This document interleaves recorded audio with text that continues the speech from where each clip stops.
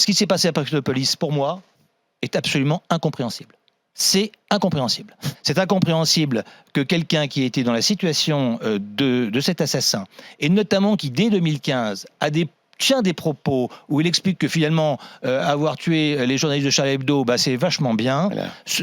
Juste à partir de ce moment-là, il n'est pas possible que ce gars-là reste dans un service de renseignement avec une habilitation au secret défense. C'est impossible. C'est impossible que ça ne soit pas su dans la chaîne hiérarchique. Je connais suffisamment la police et suffisamment d'ailleurs cette direction pour savoir que c'est une petite direction. Ce sont des gens dont le travail est de lutter contre le terrorisme islamique, essentiellement. Donc, à partir du moment où il a commencé à faire ça, il aurait dû être écarté de ce service. Ça n'a pas été fait.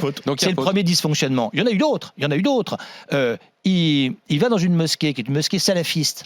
On est censé, la police, le service de renseignement territorial, surveiller les mosquées salafistes pour savoir ce qui s'y passe. Comment est-ce que un agent d'un service de renseignement qui n'est pas infiltré, j'entends, et qui travaille, et qui va dans une mosquée salafiste, ne peut pas être détecté. Quand il s'est marié, au moment où on se marie, on doit changer l'habilitation secret défense, puisque une habilitation secret défense, c'est pour voir vos vulnérabilités. Par exemple, vous vous mariez avec une étrangère ou un étranger, il va y avoir une enquête qui est faite pour savoir si la famille de votre femme ou de votre mari est encore à l'étranger. Ça veut dire qu'on peut faire pression sur eux. Voilà. Bref, il y a une vulnérabilité. Donc on voit bien qu'il y a eu tout un tas de dysfonctionnements.